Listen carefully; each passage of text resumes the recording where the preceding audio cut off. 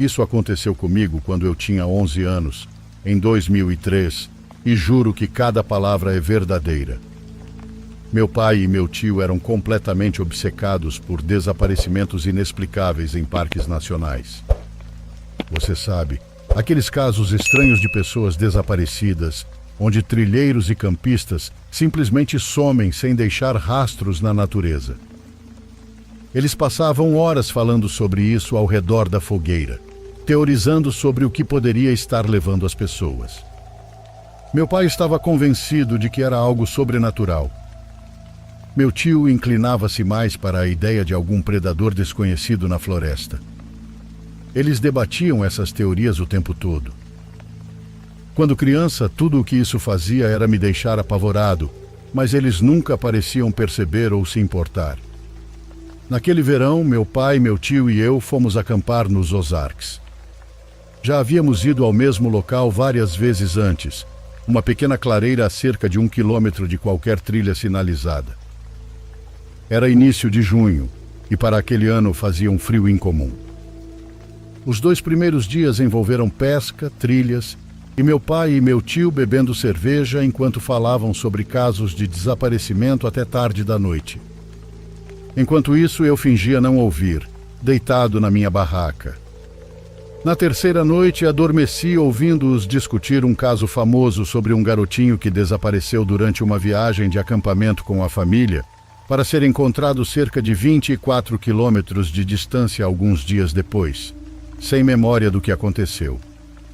Lembro-me de ter pesadelos sobre estar perdido na floresta, incapaz de encontrar o caminho de volta para o acampamento. Acordei de repente no meio da noite. A princípio achei que fosse apenas outro pesadelo, mas então percebi que algo realmente estava acontecendo. O zíper da minha barraca estava sendo aberto do lado de fora. Eu estava grogue, ainda meio adormecido, mas me lembro de sentir meu corpo paralisado de medo. Então eu vi algo, um braço muito grande e peludo entrando na minha barraca. Eu não conseguia ver muito por causa da escuridão, mas consegui distinguir os pelos escuros que cobriam o braço. Ele me agarrou pelo tornozelo e começou a me puxar. Cada pessoa reage ao terror de um jeito diferente.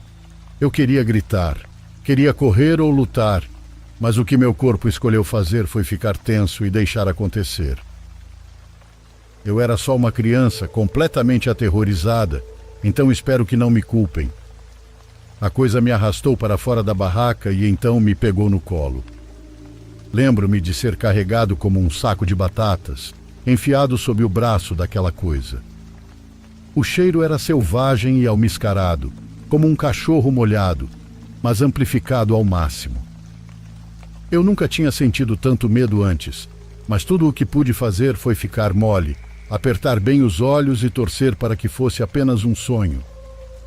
Eu conseguia ouvir a respiração pesada, controlada e muito lenta daquela coisa.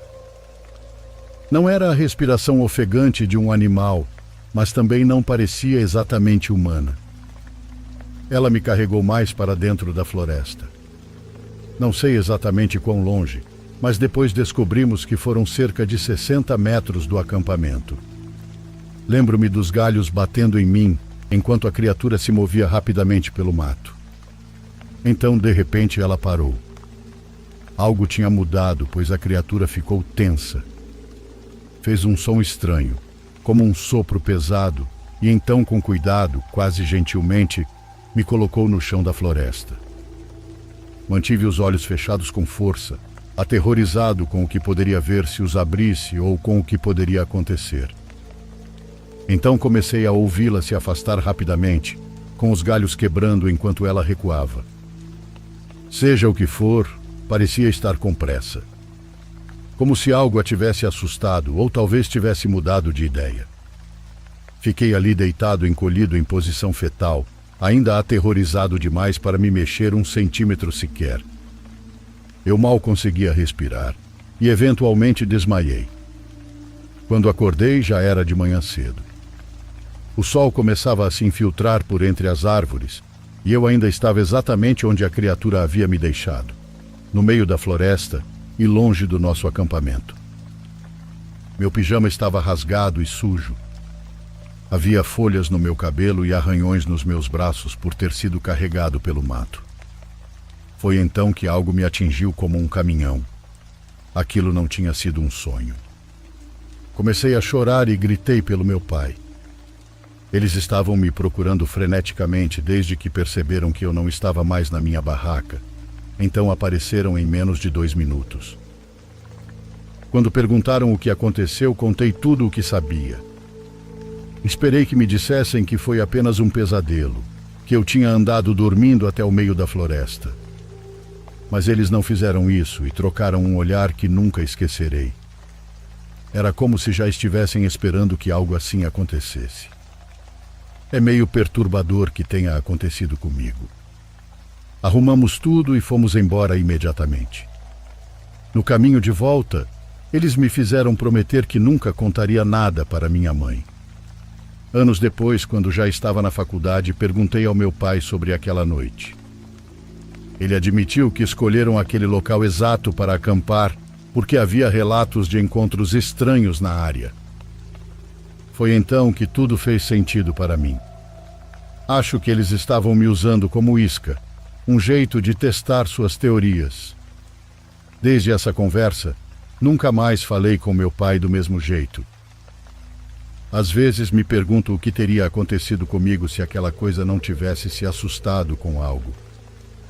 Para onde ela estava me levando? Eu ainda estaria vivo?